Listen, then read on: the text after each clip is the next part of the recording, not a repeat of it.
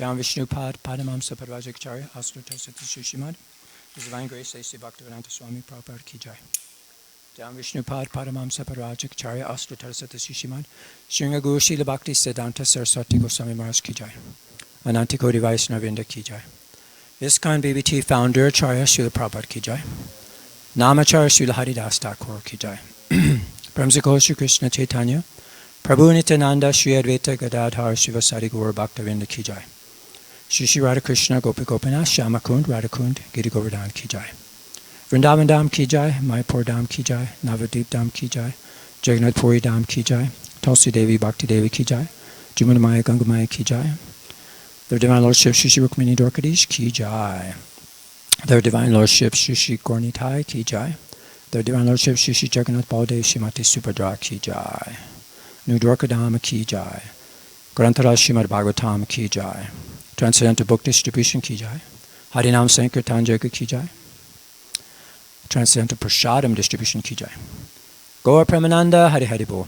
All glories to all the assembled devotees, Hare Krishna. All glories to all the assembled devotees, Hare Krishna. All glories to all the assembled devotees, Hare Krishna. All glories to Sri Sri Guru and Sri Gauranga.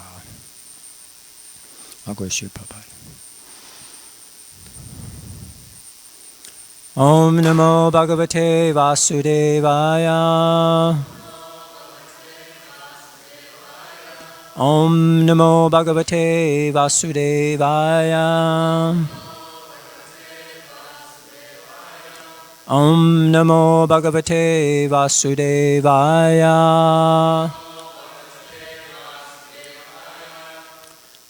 So today we're reading from the Srimad Bhagavatam. This is the second canto, chapter 9, text number 28.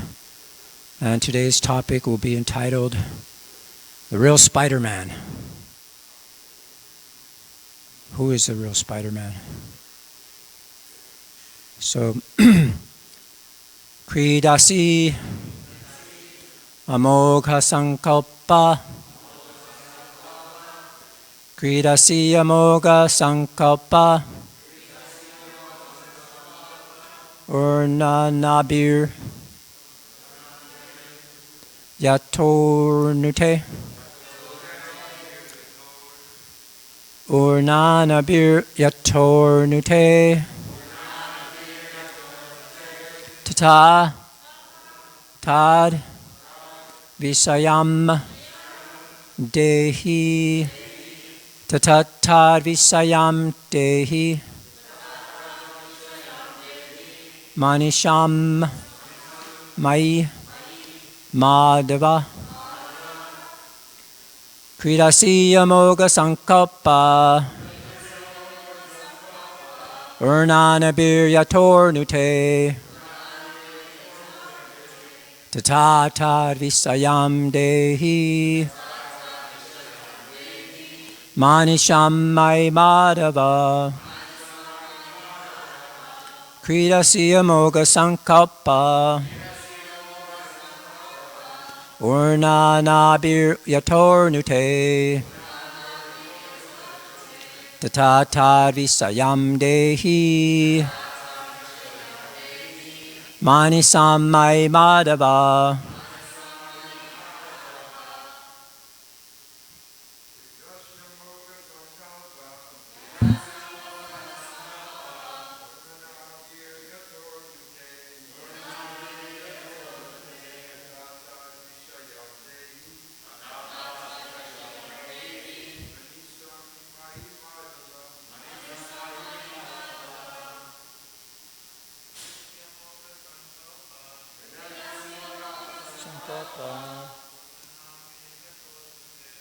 Nabyapilantotate Tama Visayam Dehi. Manishamai Madhava. Grasya Moga Sankalpa. Nanabir Yatornite. Tata Manishamai Dehi. Maishamai Madhava. Vaishnavis, Grasya Moga Sankalpa Ranadabirya Tornute Tatatad Visayam Dehi Manishamai Madhava Grasya Moga Sankalpa Ranadabirya Tornute Tatatad Visayam Dehi Maisamai Madhava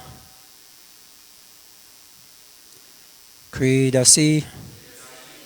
As you play, Amogha, infallible, Sankalpa, determination, Urnanabi, the spider, Yata, as much as, Urnute, covers, Tata, so and so, Tat Visayam, in the subject of all those, Dehi, do let me know, Manisham, philosophically, Mai, unto me, Madhava, O Master of all energies. Translation. O Master of all energies, please tell me philosophically all about them. You play like a spider that covers itself by its own energy, and your determination is infallible. Please repeat. O Master of all energies, please tell me philosophically all about them. You play like a spider that covers itself by its own energy, and your determination is infallible. Purport. By the inconceivable energy of the Lord, every creative element has its own potencies, known as the potency of the element, potency of knowledge, and potency of different actions and reactions. By a combination of such potencies of the Lord, there is the manifestation of creation, maintenance, and annihilation in due course of time. And by different agents like Brahma, Vishnu, and Maheshvara. Brahma creates, Vishnu maintains, and Lord Shiva destroys. But all such agents and creative energies are emanations from the Lord. And as such, there is nothing except the Lord, or the one supreme source of different diversities. The exact example is the spider and the spider's web. The web is created by the spider, and it is maintained by the spider. And as soon as the spider likes, the whole thing is wound up within the spider. The spider is covered within the web. If an insignificant spider is so powerful as to act according to his will, why can't the Supreme Being act by his supreme will in the creation, maintenance, and destruction of the cosmic manifestations? By the grace of the Lord, a devotee like Brahma, or one in his chain of disciplic succession, can understand the Almighty Personality of Godhead eternally engaged in his transcendental pastimes in the region of different energies. Wow, so talk about inconceivable energies. I like to just refer to this spider. This is just one of the creations of Krishna. He's talking about all his different energies are empowered with certain potencies that he has given them. This is a triangle weaver spider. And what it does, talking about a web, it uses its web like a catapult or like a slingshot, or like a crossbow. And he winds up his web, and then when his prey comes by, he lets go, and it captures his prey. So just see the intelligence in nature. And then talking about spiders, another spider. This one can fly very long distances simply by releasing long strands of silk. And they get picked up by the wind. And these are actually studied by different biologists and things. So what he does is he rides on a balloon of silk. And they're propelled more than just the wind. Actually, there's electrostatic forces in nature that can lift it up. And it makes it go very long distances. It could go for up to 2 miles up in the air, in the sky. And it could go, they see them, they land on ships in the middle of the ocean. And they're the first spiders to colonize. Like if there's a new island created from a volcano, they're the first ones to enter that island. And then one more spider. This is the Phidiphus audax. And he has a different spidey sense. So we know spiders, they can jump, they have exceptional vision, and they can perceive vibrations. But this one, it can actually hear, like within 10 feet of where it is. So this is very interesting. So you can see all the little hairs on his body. Krishna created this so in such a way he could pick up vibrations, different types of vibrations. So who's the real Spider-Man first? Narada Muni thought Lord Brahma was the original Spider-Man. He said, you're like a spider in the 5th chapter of this canto we're reading.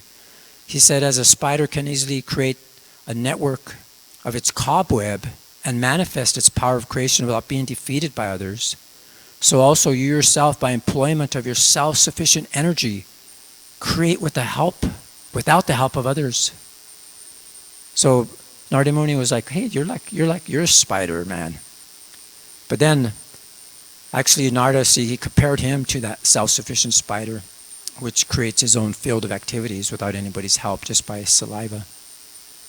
But in that same chapter, Lord Brahma says, he was very inspired by this. He said, whatever we can understand by the nomenclature, characteristics and features of a particular thing, superior, inferior, or equal, eternal or temporary, is not created from any source other than that of your lordship, thou so great. So this is what Narada Muni is thinking of Lord Brahma.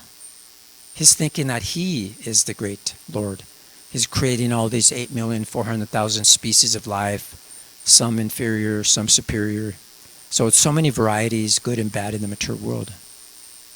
And then he continues to say, whatever we can understand by the nomenclature, characteristics, and features of a particular thing, superior, inferior, equal, eternal, temporary, is not created by any other source than your lordship, thou so great. So he's thinking he is so great. But here, Lord Brahma replies to his son and says, actually, my dear Narada, you're being merciful to me. You've asked these questions, and because I've been inspired by those questions to see the prowess of the Almighty Supreme Personality of Godhead. So he's congratulated by Lord Brahma, saying that, you've made me very enthusiastic because now I could think of the Supreme Personality of Godhead. Who is the actual Spider-Man? So he says, he confirmed with, because Narada Muni was thinking that there must be somebody greater than you because I see you're worshiping somebody. So Lord Brahma replies that whatever you have spoken about me is not false, because unless and until one is aware of the Supreme Personality of Godhead, who is the ultimate truth beyond me, one is sure to be illusioned by observing my powerful activities. So we see something so powerful, and we become illusioned. We think, wow, it's so powerful.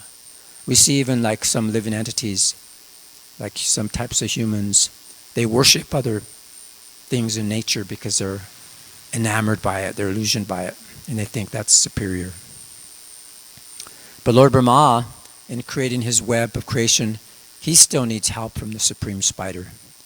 And this shows he was creating these illusory things and demons, and they began to attack him.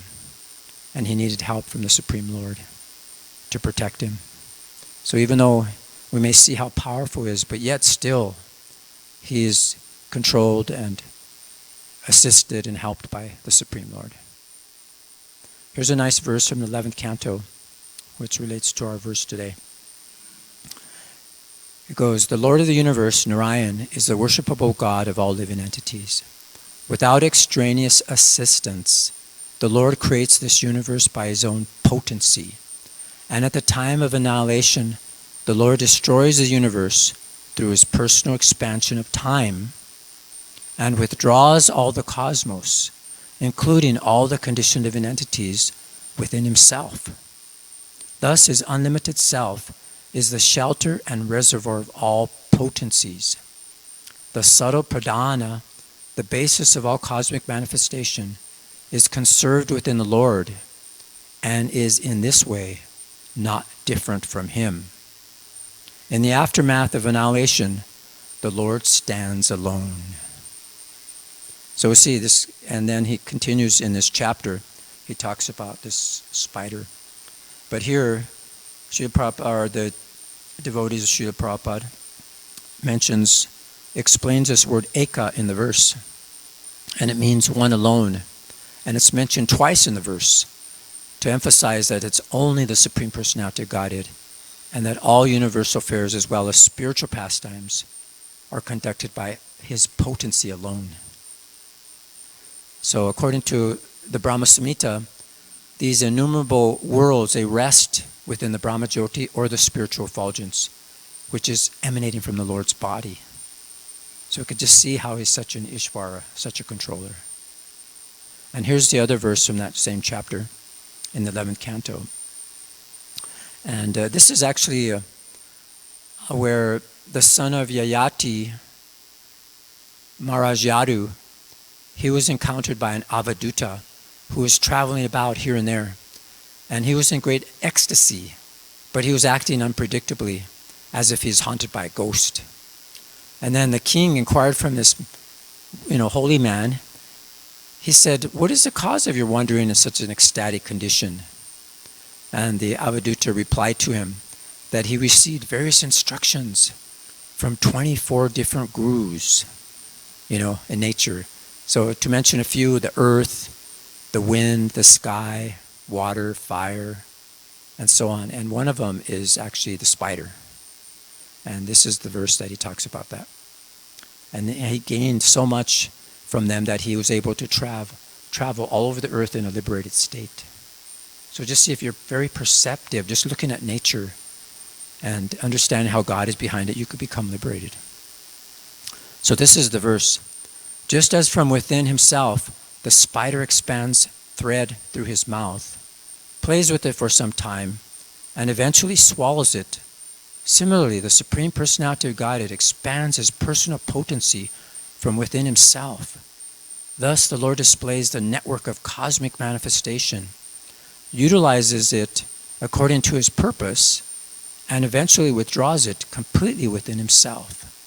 So just see, if you're intelligent, we can obtain spiritual knowledge even from insignificant creatures like the spider. There's another one in that chapter that talks about the wasp who terrorizes an insect in his hole. And he learned from that insect was so absorbed in his terrorizer that in that same life, he actually became a wasp.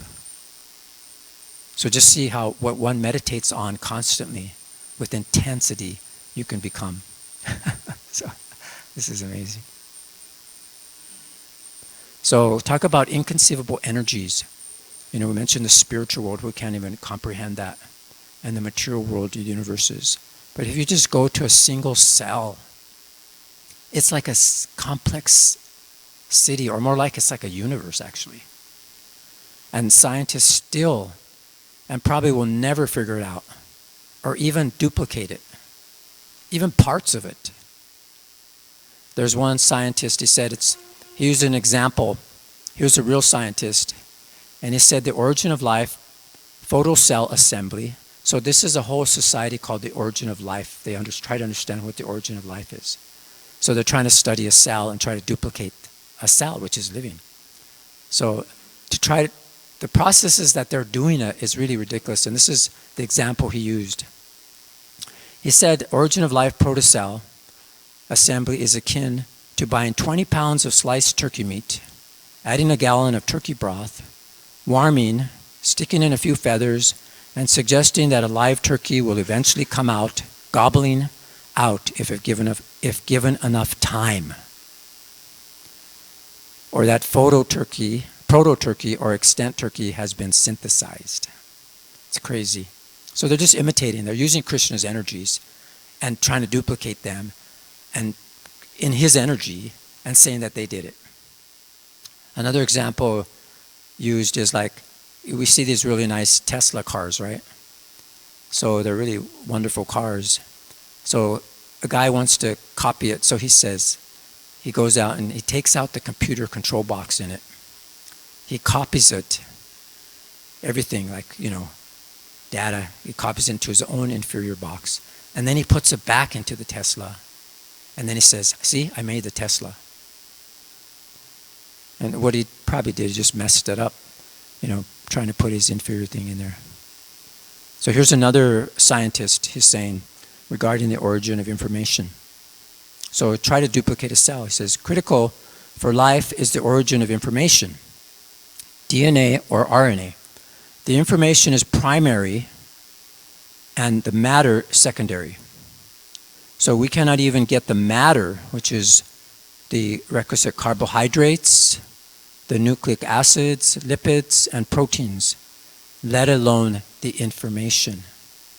So in other words, you may have all the ingredients, but how does it work?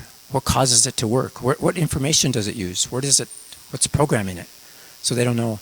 And it's described here that how there was a video by this scientist. He said that carbohydrates can store more information than DNA.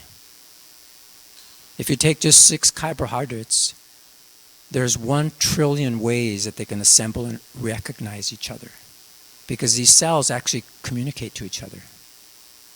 And they recognize each other. So like he's saying, even if you have the matter, where's the information to make it work? Even cells operate according at different times, according to different temperatures even. So how can you even control that? And the timings and the sequences, so many things like that.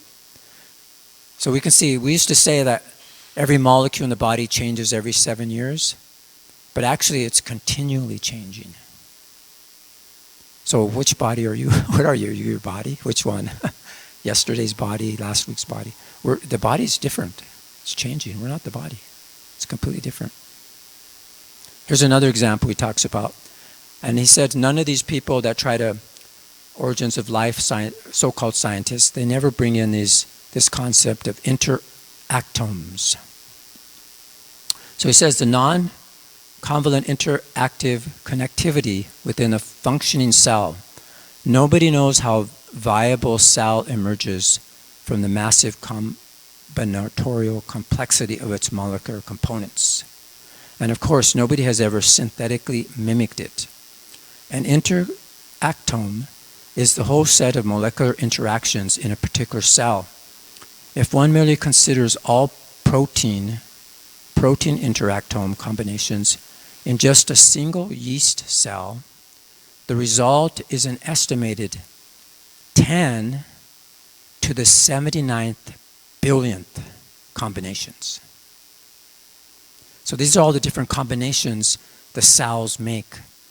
And 10 to the 90th power is estimated to be the number of atoms in the universe. So can you imagine that? It's inconceivable, Krishna's energies, even in a cell.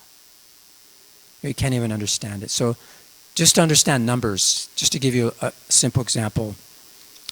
So say someone asked you a question, you say, I'll tell you in 1,000,000 seconds. What's 1,000,000 seconds? It's 11 days. And then if you bring it up into another magnitude, there's like 3 magnitudes. Okay, so I'll tell you in 1,000,000,000 seconds. So what is that? That's 32 years. So I'll tell you in 1,000,000,000,000 seconds. That's 32,000 years.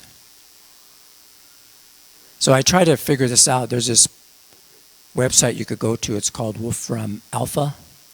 And I put in this number 10 to the 90th power. And this is what it gives you.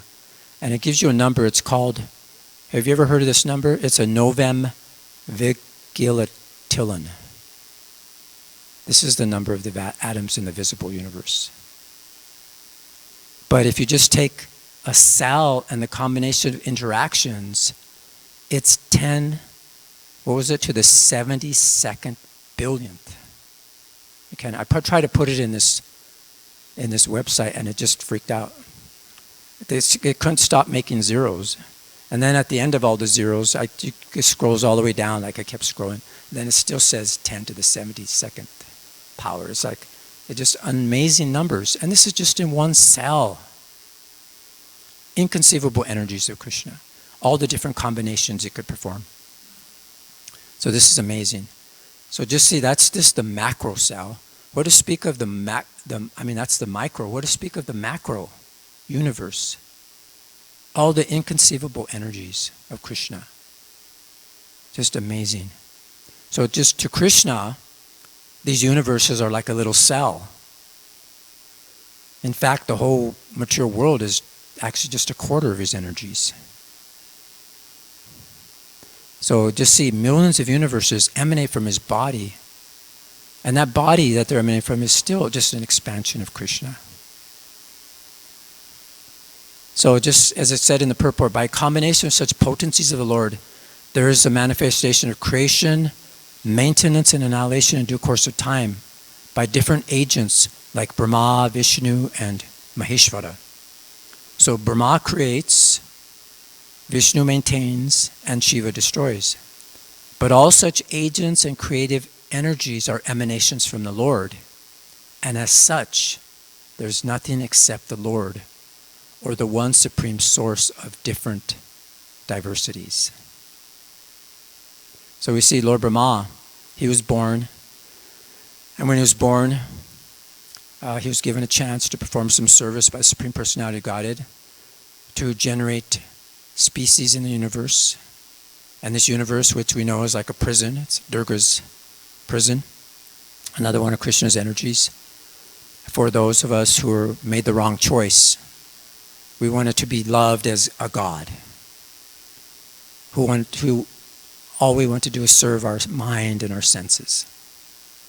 And not only that, but to have others do the same. But Lord Brahma didn't want to wander, into dumb stuff, just figuring out things on his own. He wanted clarity about who he was. What was his service? And how did he develop this clarity? By his deep reflection. He went into deep meditation. And his deep philosophical inquiries, like he's doing in this verse. From who? A proper authority. From the real Spider-Man. And he was in a humble mood. He was explaining, asking, who am I? How are your energies working? They're so inconceivable.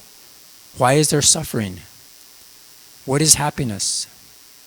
And Lord Brahma, he was willing to serve in a very practical way, so himself and others won't be trapped in this web of this material energy. So when he got his real training, from his real mentor, everything was revealed to him, even the spiritual world. And then he understood his constitutional position and the constitutional position of the living entities and the spiritual world. And he also understood the goal of life.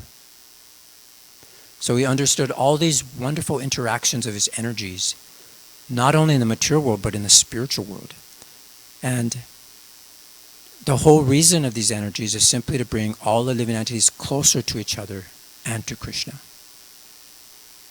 And Krishna is using these energies for creating a spiritual atmosphere actually for everyone. And that's why Srila Prabhupada wrote these books, for us to get deep clarity of who we are, why we're here, why we're suffering, to be aware, to be alert, to hear in the association of sincere devotees, to know what is what, so that we won't be inattentive and be trapped in this web. So there's 4 main areas that we should seek clarity, and which, like Lord Brahma did, to understand yourself, clear on how to associate with each other, clarity on how to develop our skills, and clarity on how to develop our service mood. And we develop those how? Just like Lord Brahma. Daily reflections, his deep meditation. And we should focus and record positive learnings. There's a whole, devotees are talking about, what is your Prabhupada experience? Like we go out on Sankirtan. Did you have a Prabhupada experience? How Prabhupada, we should focus and record all these positive learnings. And also study, study very deeply. Yeah, so we have to dive deeply in understanding what the human spirit is, develop our skills and our relationships. And then we'll see all these facilities are given to us to take up Bhakti Yoga. And that way we could go back home, back to Godhead. Jai. So I'd like to end there and open up for any comments, questions, or realizations.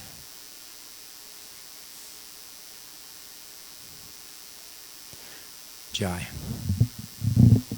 So who's the real Spider-Man? You are? No. Oh, okay. Yes, Prabhu.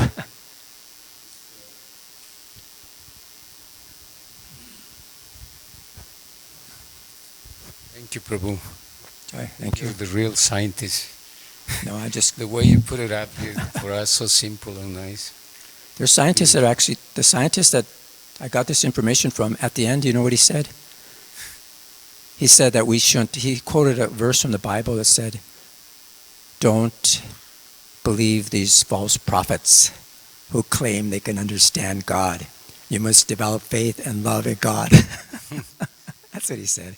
Beautiful. At the end Also, of his talk. Prabhupada says, Jasmin viyate sarvanevam viyatam davati. The one who knows Krishna knows everything. Yeah. So the way you put it, so nice and simple, so good. So I just want to, you inspire me to, that everything you just said, that was so wonderful. And it's again, here in the Bhagavad Gita, Krishna in the last verse of the 10th chapter says, Yad yad vibhutimat sattvam srimad urjitam eva va tattar eva avagachatvam mamate yamsa sambhavam.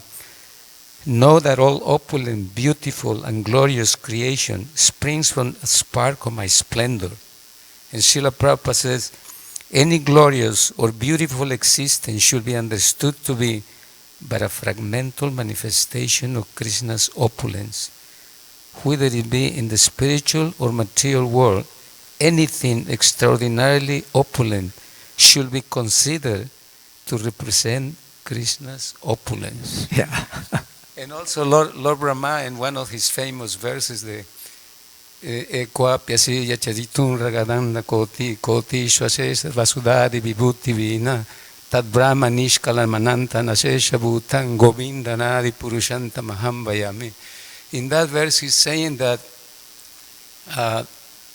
Krishna is an undifferentiated entity, as there is no difference between the potency and the possessor thereof. He says that in his creations of millions of worlds, he enters in each of one of the millions of universes, and then he says that every one of the atoms is scattered through the whole universe, and then at the end he says, such is my primeval world whom I adore. I like that last line. Yeah. Such is the primeval world who we all adore. That means include all of us. Because we also chant Brahma Sanghita every morning here. Yeah, that's great. Thank you. Thank you, Prabhu. Krishna has such inconceivable energies, and they're fearsome and awesome and beautiful, but yet he's such a beautiful person. He's a lovable, beautiful, attractive person. So who would not want to be his friend? He's already our friend. Who would not want to love him? But it's interesting how we would want to become loved as a god or worshipped as a god. I mean, he's so attractive. That must be.